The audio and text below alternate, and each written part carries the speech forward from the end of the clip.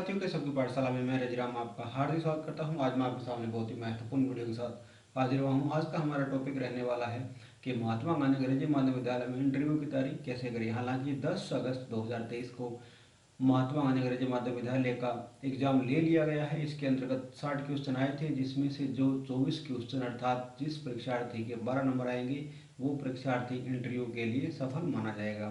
तो एक क्वेश्चन है वो आधा नंबर का रहेगा। तो इसके अंतर्गत हम दो टॉपिक को क्लियर करेंगे। सबसे पहले है कि 10 महत्वपूर्ण प्रश्न इसमें कौन कौन से हैं, और सेकंड वाला है कि इंटरव्यू के समय ध्यान में रखने वाली महत्वपूर्ण बातें कौन सी हैं। तो इसके अंतर्गत अब की बार ये रूल चेंज कर दिया गया है कि जो महात्मा गांधी अंग्रेजी माध्यम विद्यालय में जाना चाहते हैं उनको जिले में कोई भी बाध्यता नहीं रहेगी, अर्थात अपने जिले में जा पाएंगे, दूसरे जिले से अपने जिले में जा पाएंगे। तो इसके अंतर्गत जो पहला टॉपिक है कि इंटरव्यू के समय ध्यान में रखने वाली बातें महत्वपूर्ण कौन सी है। तो इसी अंतर्गत आपका जो भी आप इंटरव्यू देते हो तो उस समय आपने जो आपका हियरिंग एड है, अर्थात आप जिससे आप कम्युनिकेशन कर पा रहे हो तो उस तक आपके आवाज़ है वो सही दिशा में जाए, सही पहुंचे, वो आपकी आवाज़ को समझ पाए। इसके लिए आप पहले से तैयारी कर लेंगे। तो अभी हम चलते हैं कि 10 महत्वपूर्ण प्रश्न कौन से हैं जो लगभग हर बार पूछे जाते हैं। तो सबसे पहले नॉर्मली आपका परिचय पूछा जाएगा, जिसके अंतर्गत मैंने एक क्वेश्चन को ऐड किया है। हालांकि प्रश्न आपको घुमा फिरा के या दूसरे तरीके से पूछा जा सकता है, इसके लिए मैंने एक अलग से वीडियो बनाया है, उसमें आपको इसमें चर्चा की जाएगी। तो सबसे पहले जो है क्वेश्चन नॉर्मली रहेगा कि व्हाट इज योर नेम, आपका नाम क्या है। तो आप इसमें बता पाएंगे कि sir my name is Keshav, या जो भी आपका नाम रहता है वो आप यहाँ पे एडिट कर देंगे। इसके बाद नॉर्मली सेकंड क्वेश्चन जो पूछा जाता है कि व्हाट इज सेंटेंस क्या है। अगर आप अंग्रेजी माध्यम विद्यालय में जाना चाहते हो तो ये नॉर्मल है, बेसिक सी चीज़ें हैं कि आपको इनका पता होना चाहिए। तो इसमें आगे बताया गया है कि सेंटेंस क्या है। A group of word like this which makes a complete sense is called a sentence. इस बात का आप ध्यान रखें कि ग्रुपों ये शब्दों का एक ऐसा समूह है जो कंप्लीट सेंस बनाता है, अर्थात अधूरी बात नहीं रखता है, पूरी बातें इसमें कंप्लीट सेंस उसका निकलता है, कंप्लीट अर्थ उसका निकलता है। पूर्णतः जिसका भी अर्थ निकलता है उसको हम मानेंगे कि ये पूरा सेंटेंस है। इस बात का आप ध्यान रखें।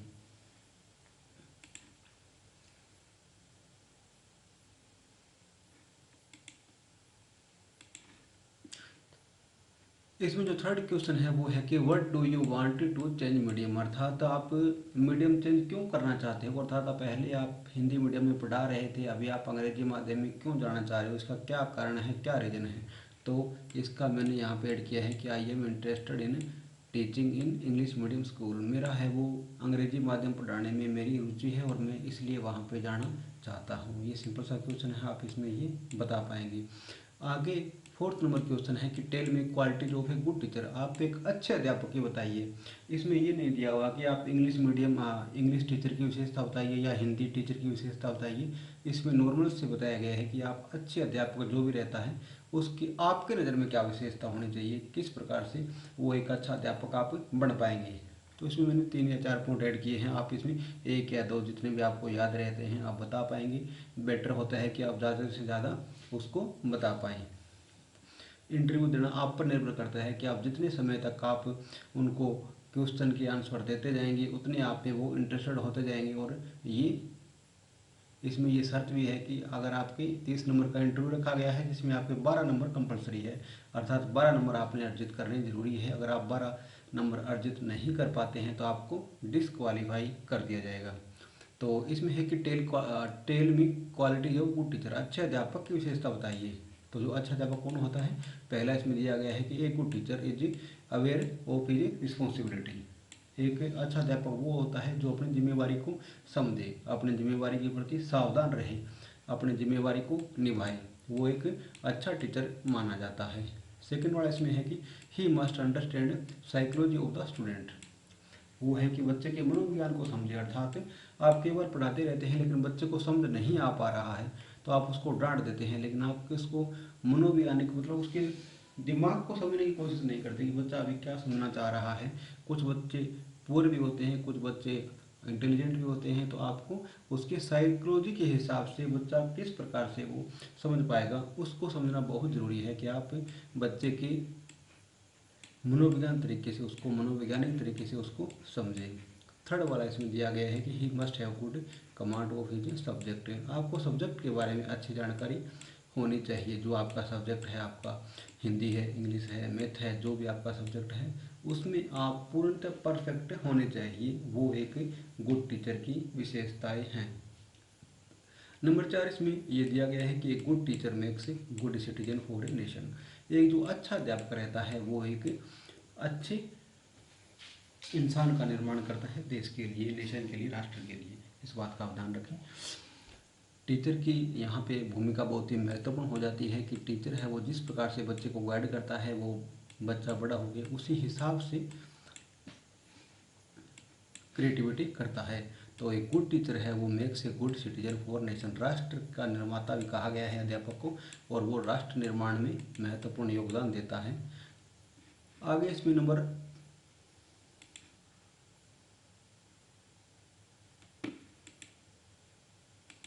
आगे इसमें नंबर 5 क्वेश्चन दिया गया है कि व्हाट इज ए नाउन। संज्ञा क्या है।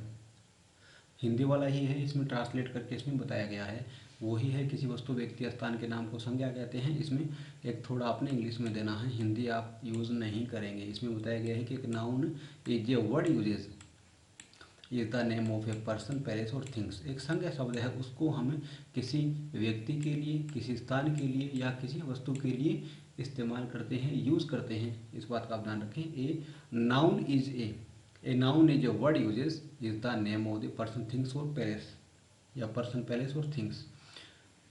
नाउन एक ऐसा शब्द है जिसका इस्तेमाल हम इंसान के लिए, आदमियों के लिए या स्थान के लिए या वस्तुओं के लिए करते हैं।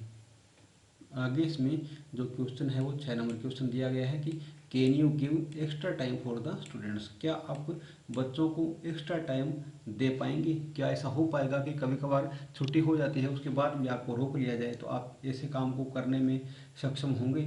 या कई बार इंग्लिश मीडियम विद्यालय में आप जा रहे हो जहाँ पे हो सकता है कि आपको एक्स्ट्रा क्लासेस भी लेनी पड़ जाए, तो इस काम के लिए क्या आप तैयार हो। तो ये क्वेश्चन नॉर्मली पूछ सकते हैं कि can you give extra time for students. तो आपका आंसर रहेगा यस सर, हाँ sir, I will always ready for it. मैं इसके लिए पूर्णतः तैयार हूँ, मैं इसके लिए पूर्णतः तैयार हूँ कि अगर मेरे को एक्स्ट्रा टाइम में क्लास लेनी पड़े या मेरे को एक्स्ट्रा टाइम में बच्चों को पढ़ाना पड़े स्कूल के अलावा, तो भी मैं इसके लिए तैयार हूँ।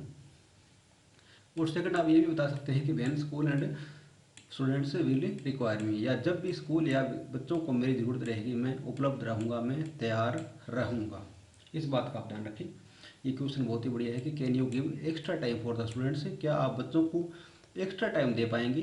तो इसमें दिया गया कि यस सर मैं दे पाऊँगा। I will always ready for it. मैं हमेशा से इसके लिए तैयार रहता हूँ, कभी मेरे को बुला लिया जाएगा तो मैं तैयार रहूँगा। और आगे इसमें 7 नेक्स्ट क्वेश्चन दिया गया है कि tell me about FLN training. FLN training के बारे में बताइए। ये हमारे को पता ही है कि L1 की अभी FLN ट्रेनिंग चल रही है, तो इसलिए ये क्वेश्चन इंपॉर्टेंट हो जाता है कि tell me about FLN training. FLN training क्या है, तो आपने बताना है कि टू इनाबल। इनाबल होता है सक्षम होना, उसको सक्षम कर देना। कि टू इनाबल ऑल चिल्ड्रन, सभी बच्चों को to read and respond with comprehension independently, write with understanding, mathematic thinking, problem solving. तो ये है कि आपने बच्चों को इतना सक्षम कर देना है कि वो बच्चा अपने आप पढ़ पाए, स्वतंत्र रूप से समझ पाए और आपके द्वारा पूछी गई बातों को वो बता पाए। और जो मैथ से संबंधित स्किल है, मैथ के बारे में स्किल है, उसमें वो कर पाए, सॉल्विंग प्रॉब्लम, जो भी समस्या आती है उसको वो स्वतंत्र रूप से कर पाए।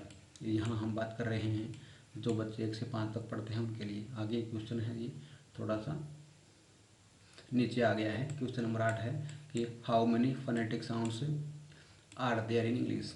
इंग्लिश में फोनेटिक साउंड कितने होती है, तो ये सिंपल सा क्वेश्चन है। This there are 44। इस बात का ध्यान रखें। लेटर है वो 26 होते हैं, लेकिन इसमें फोनेटिक साउंड होती है वो 44 होती है।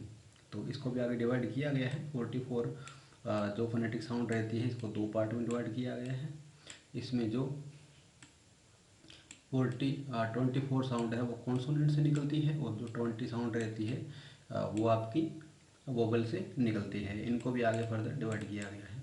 हम यहाँ तक नहीं जाएंगे, हमने यहीं तक आपने करना है कि how many phonetic sounds are there in English. तो आपने बता देना है कि 44 फोनेटिक साउंड्स इन इंग्लिश। इस बात का ध्यान रखें। Full form of M L style, M L style इसका फुल फॉर्म क्या है तो आपने बता देना है। मॉडर्न लैंग्वेज एसोसिएशन इसका पूरा नाम है एम एल ए का, इस बात का आप ध्यान रखें। एम एल स्टाइल का जो पूरा नाम है वो है मॉडर्न लैंग्वेज एसोसिएशन।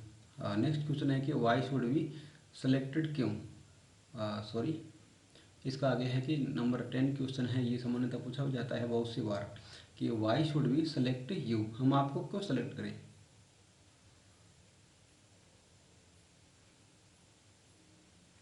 कि ऐसा क्या कारण है जिससे हम आपको सेलेक्ट कर लें, मतलब अपने बारे में कोई विशेषता बतानी है कि आपको सेलेक्ट कर लिया जाए। इसके लिए मैंने यहाँ पे 4 बातों को ऐड किया है, तो इसमें आप जितनी आपकी याद रहती है या जितनी आप बता पाएंगे वो आप उसमें बता देंगे। तो पहला है कि sir I am not only a teacher but also a good learner, sir मैं सिर्फ एक अध्यापक ही नहीं, मैं एक अच्छा सीखने वाला भी हूँ, अर्थात मैं सीख भी रहा हूँ और मैं अध्यापक भी हूँ।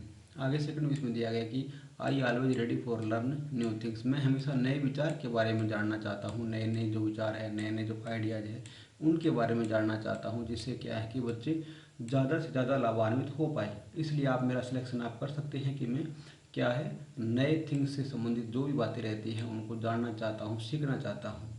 अभी भी मेरे में सीखने की गुण है, मैं सीख रहा हूँ, इस बात का ध्यान रखें। तो आप मेरा सिलेक्शन कर सकते हैं। आगे 3 नंबर इसमें दिया गया है कि I accept new challenge and believe positive thinking. तो इसमें दिया गया है कि मैं आई एक्सेप्ट न्यू चैलेंज, मैं नए नए जो चुनौतियाँ रहती हैं उनको स्वीकार करता हूँ और मैं हमेशा पॉजिटिव थिंकिंग सोचता हूँ, नकारात्मक नहीं हूँ, मैं पूर्णतः सकारात्मक रूप से सोचता हूँ, इसलिए भी आप मेरा सिलेक्शन कर सकते हैं। आगे नंबर 4 दिया गया है कि I am honest with my work, मैं मेरे कार्य के प्रति ईमानदार हूँ, अर्थात जितना टाइम या जितना समय मेरे को दिया गया है उस कार्य में मैं सिर्फ और सिर्फ बच्चों को पढ़ाने का काम ही करता हूँ, एक्स्ट्रा काम नहीं करता हूँ। बच्चों के लिए या मेरी जो जिम्मेदारी बनती है उसमें पूर्णतः ऑनेस्ट मतलब ईमानदार हूँ, उसमें किसी प्रकार से कोई बेईमानी नहीं करता। And believe in improving my skill, और अपनी जो स्किल है उसको सुधारने का लगातार प्रयास करता हूँ। तो ये 4 बातें हैं, आप इसमें कोई भी 1 या 2 या 4 बताओ तो बहुत अच्छी बात है। क्वेश्चन एक बार हम फिर इसको देख लेते हैं। क्वेश्चन इसका है कि वाई शुड बी सेलेक्टिव, हम आपको सिलेक्शन कैसे कर लें, आप में से क्या विशेषता है कि हम आपका सिलेक्शन कर लें। मैं एक बार फिर इनको रिपीट करवा देता हूँ। पहला है कि सिर्फ एक टीचर नहीं हूँ, मैं एक लर्नर भी हूँ, मतलब मैं सीख रहा हूँ कैसे बच्चों को पढ़ाया जा सकता है, कैसे इसमें इम्प्रूवमेंट किया जा सकता है। सेकंड वाला है कि मैं नए नए विचारों को जानना चाहता हूँ, जिससे क्या है कि बच्चों को फ़ायदा मिले। थर्ड नंबर है क्या, एक्सेप्ट न्यू चैलेंज, मैं नए नए चुनौतियाँ स्वीकार करता हूँ और हमेशा पॉजिटिव थिंकिंग सोचता हूँ, हमेशा पॉजिटिव वे में सोचता हूँ, नेगेटिव नहीं सोचता। आगे इसमें दिया गया कि आई एम होनेस्ट, मैं अपने कार्य के प्रति ईमानदार हूँ। I am honest with my work, मैं कार्य के प्रति ईमानदार हूँ और मैं क्या है अपनी जो स्किल है उसमें लगातार इम्प्रूवमेंट करता रहता हूँ ताकि बच्चों को ज़्यादा से ज़्यादा लाभ मिले। तो ये 10 क्वेश्चन थे, उम्मीद करता हूँ कि आपको वीडियो पसंद आया होगा और अगर आपको पसंद आए तो लाइक और शेयर करना न भूलें। जय हिंद, जय भारत।